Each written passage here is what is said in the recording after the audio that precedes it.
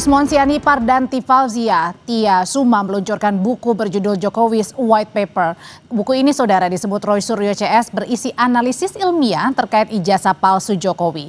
Ketiganya meluncurkan buku setebal hampir 700 halaman. Poin yang ada di dalam buku ditulis dengan format ilmiah atau jurnal. Di antaranya adalah bukti dan asal-usul polemik ketidakpercayaan publik terhadap ijazah milik Jokowi. Ya, dan hari ini kita wujudkan itu untuk mewujudkan bahwa kami memang melakukan semuanya itu pure science, ilmu pengetahuan. Nanti di dalam buku ini, itu ada yang nanti akan terangkan sedikit ya oleh kita. Ada penjelasan tentang telematika, telekomunikasi media informatika, tentang peristiwa yang terjadi pada tahun 2013 yang mengawali semuanya. Ketika seseorang mengaku lulusan UGM tetapi IPK-nya katanya di bawah 2, ya. Dan itu menimbulkan pertanyaan di masyarakat. Itulah yang mengawali semuanya. Itu ada cerita dalam buku ini. Jadi apa tujuan Roy Suryo CS meluncurkan buku berjudul Jokowi's White Paper? Sudah ada di studio bersama saya dari Rifai Kusumanegara. Bang Rifai, malam. Selamat malam. Yang merupakan kuasa hukum Joko Widodo dan juga gabung melalui sambungan Zoom ada Roy Suryo. Selamat malam, Mas Roy. Selamat malam Mbak Audrey, selamat malam Pak Rifai. Mohon maaf, gambarnya nggak bisa keluar karena suasana di sini kayak Jawan Batu. Oh, oke, Mas Roy, saya langsung aja ke intinya nih. Sebenarnya kenapa sih Anda dan kawan-kawan RRT ya katanya singkatannya nih, ada Roy Suryo, Rismon Sianipar dan Dr. Tifa ini tiba-tiba meluncurkan buku Jokowi's White Paper. Apa tujuannya? Sebenarnya bukan tiba-tiba. Rencana buku ini sudah ada ketika kami melakukan penelitian. Biasa kan? Seorang peneliti itu pasti menuliskan jurnal, pasti menuliskan catatan ilmiahnya. Dan itulah, catatan ilmiah itulah yang kemudian kami bukukan. Sebenarnya kalau dilihat ya, mulai dari awal dulu saya kan juga sudah menuliskan artikel-artikel lepas gitu loh. Artikel lepas, Dr. Rismon juga menuliskan dalam Twitternya ya, karena saya tidak memposting Twitter, juga menuliskan di Twitter. Maka kami tulis dengan tata cara penulisan ilmiah. Jadi intinya dalamnya apa, Mas Roy, buku setebal 700 halaman ini? Ya, selain berisi keterangan, narasi, kita juga berisi grafik, gambar-gambar, misalnya hasil-hasil penelitian kami ya, atau juga misalnya dokumentasi. Nah, misalnya soal peristiwa ketika tadi yang berita tadi tanggal tahun 2013 itu peristiwa di Jogja juga. Ketika waktu itu ada diskusi antara sekarang pemretnya Kompas nih ya, Mbak Rosiana waktu itu selaku moderator dengan Pak Profesor Mahfud MD, kemudian dengan Buya Safi Ma'arif dengan Jokowi ya, waktu itu ada di UII. Nah, kemudian itu kan pada ngaku IPK-nya berapa. Nah, dari situ ada fotonya, ada dokumentasinya. Kemudian ada beritanya. Nah, jadi semua itu kami tuangkan lengkap dengan bukti-buktinya. Kalau selama ini mungkin orang hanya mendengar di podcast, hanya mendengar naratif. Ini semua di buku ini ada bukti, foto. Memang apa itu bukti? Apa di 2013, Mas? Ya, misalnya ada bukti ketika peristiwa itu ada di Universitas Islam Indonesia. Ketika ada diskusi yang judulnya seminar memimpin dengan hati, waktu itu judulnya gitu. Nah, kemudian selain itu misalnya ada analisis ya, Mbak Audrey, yang sering terdengar waktu itu, ada analisis error level analysis, kemudian ada postingannya si Dian Sandi ya. Nah, kenapa kami menganalisis Dian Sandi? Kemudian ada peristiwa press conference Barreskrim, itu ada fotonya juga. Jadi artinya semua itu lengkap dengan analisisnya, foto itu kita analisis juga, dan lengkap misalnya kalau Dr. Rismon misalnya lengkap dengan skema-skemanya. Misalnya ketika beliau mengatakan, oh ini jasnya tidak menutup jasnya ada di atas cap gitu. Jadi lintasan cap tidak menutup jasnya. Kayak gitu. Saya misalnya juga menganalisis antara foto, komparasi antara satu foto dengan foto yang. Jadi foto-foto itu kami sajikan. Komparasi ijazah-ijazahnya kami tampilkan semua. Oke, jadi intinya adalah buku di situ di dalamnya adalah berisi tentang ijazahnya Pak Jokowi ya. Intinya seperti itu ya, Mas Roy ya? Iya, ijazah yang selama ini tampil di publik. Misalnya yang diposting di Dian Sandi, misalnya yang dia ada pada tampilan ketika press conference Barreskrim. Itu aja lah. Kalau Pak Jokowi menunjukkan ijazah aslinya pun kita muat dalam buku itu gitu loh. Jadi ini buku ini populer banget gitu, sains tapi populer. Itu Pak Audrey. Bang Rifai, Pak Jokowi kaget nggak sih melihat ini ada Jokowi's White Paper yang diluncurkan oleh RRT nih begitu? Kaget nggak? Kemarin sudah ada tuduhan pencemaran nama baik, kemudian ada skripsi, sekarang tiba-tiba luncurin buku. Ya kalau Pak Jokowi sendiri sih, beliau sih tenang-tenang saja ya, santai-santai aja. Artinya orang mau bikin buku ya monggo saja gitu ya. Sekalipun kalau kami sih berpandangan buku ini memang dibuat sebagai alibi dalam perkara yang sedang berjalan gitu ya. Sementara saya sendiri melihat bahwa keberadaan buku ini juga tidak akan berpengaruh terhadap perkara. Kenapa? Karena dalam perkara itu situasi, kondisi atau circumstances yang dilihat itu adalah peristiwa sebelum hingga terjadinya delik. Pencemaran nama baik. Dampaknya gitu ya. Oke. Jadi bukan setelah beberapa bulan kemudian ada produk ini mempengaruhi delik. Menurut saya itu tidak bisa karena memang circumstances yang dilihat adalah peristiwa sebelum dan saat termasuk dampak gitu ya. Jadi ya buku ini sih tidak akan berpengaruh. Kedua buku ini juga sebenarnya menjadi lebih menariknya begini. Kenapa baru dibuat kesimpulan sekarang sementara publish di medianya penelitiannya sudah terjadi beberapa bulan lalu. Ini kan menjadi aneh. Biasanya itu penelitian yang benar itu kan dilakukan penelitian secara komprehensif, diuji sampai dengan kesimpulan baru dipublish. Kalau ini kan terbalik.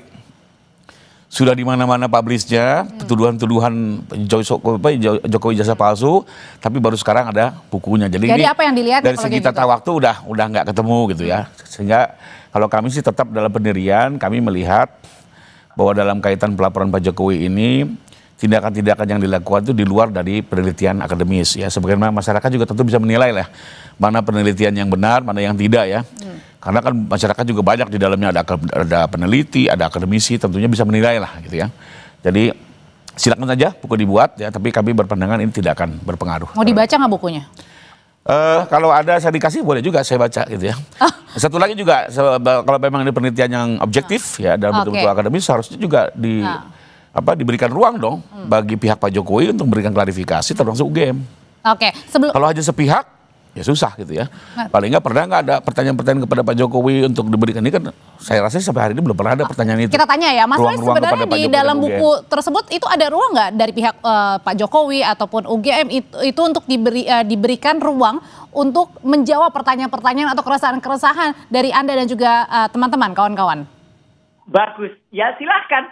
Bagus, kalau buku jawablah dengan buku, ilmiah jawablah dengan ilmiah, bukan buku dijawab dengan pasal-pasal hukum yang nggak nyambung.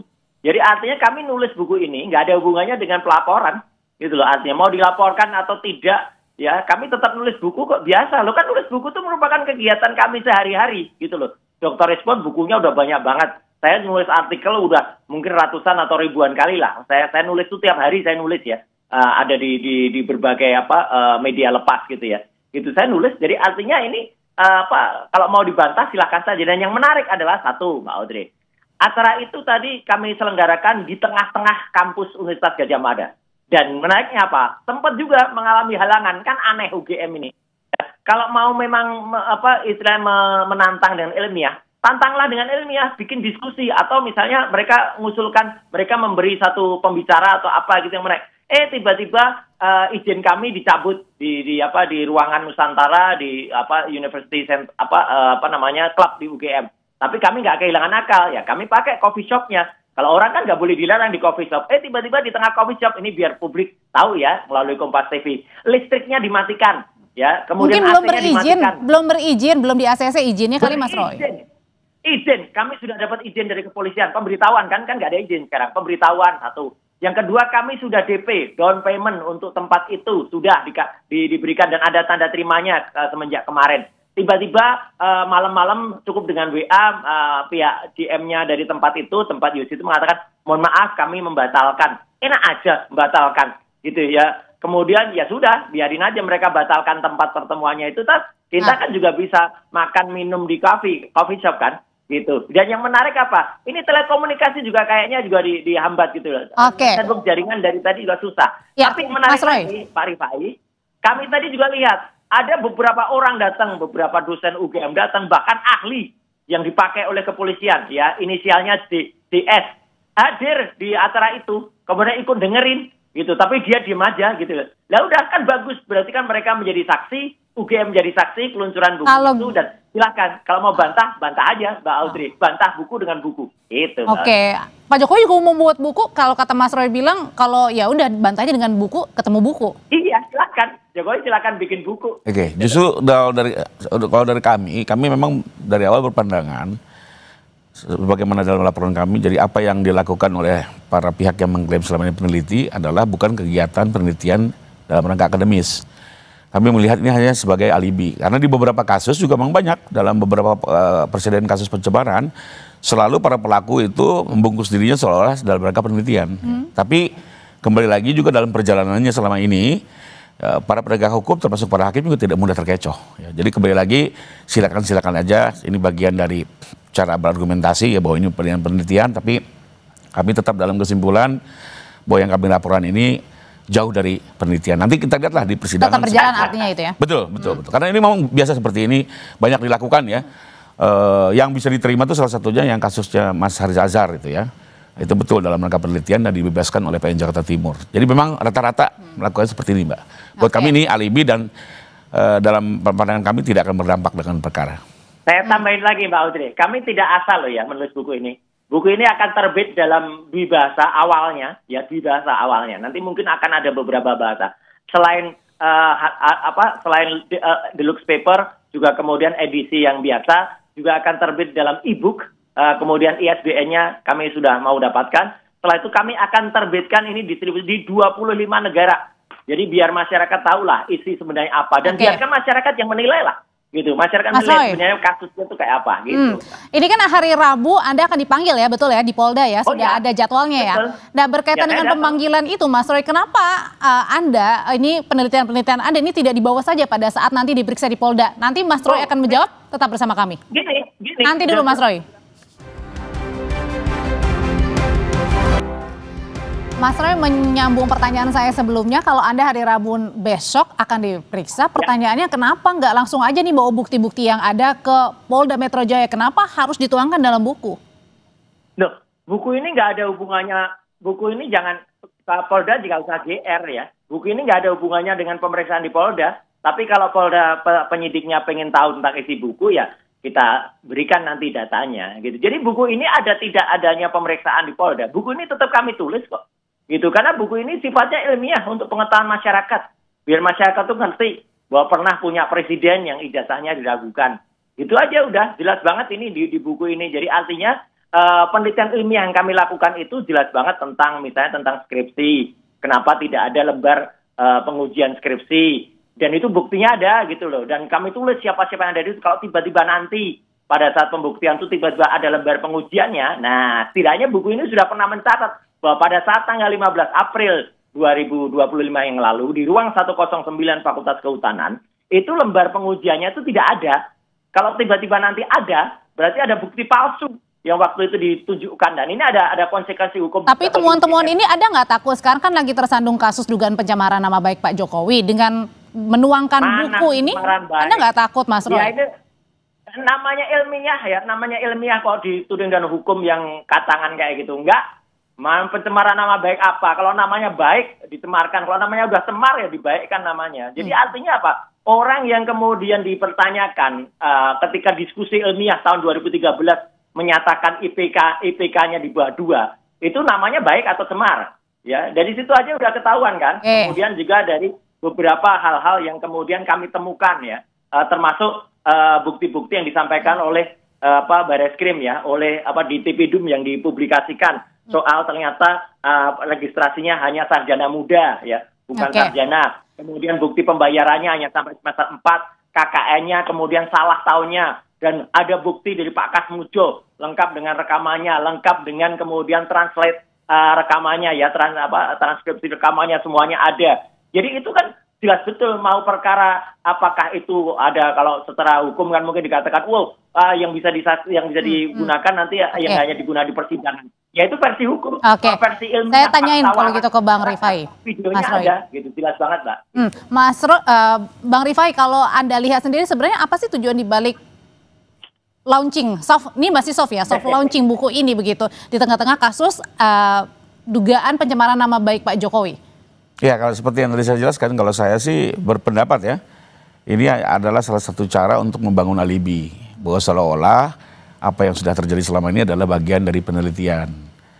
Sekalipun dari segi tata waktu, metode, etika dan segala macamnya, ya sebagaimana masyarakat juga bisa menilai lah apakah ini benar-benar penelitian akademis atau seolah-olah saja sebagai bagian dari pembelaan, ya monggo masyarakat menilai. Tapi kalau kami tetap berpandangan apa yang sudah terjadi ini murni sebagai perbuatan yang memang ingin melakukan fitnah terhadap Pak Jokowi dan ingin membangun sebuah kegaduhan sosial lah ya. Memang di era post-truth seperti ini kan memang salah satu kuncinya adalah hukum harus berani bertindak dalam konteks tindak pidana fitnah ya. Perlu dibedakan Mbak, fitnah dengan pencemaran. Kalau pencemaran ini bisa bicara mengganggu juga iklim demokrasi, tapi kalau fitnah itu agama manapun bilang bahwa ini lebih kejam dari pembunuhan. Kedua, kalau ini termasuk yang mana? Di era post-truth ini bahayanya Mbak, itu bisa membangun keresahan sosial. Seperti contoh lah, beberapa tahun yang lalu ada aktivis mengklaim dirinya dipukuli aparat, ternyata operasi plastik. Sempat membuat ketegangan politik.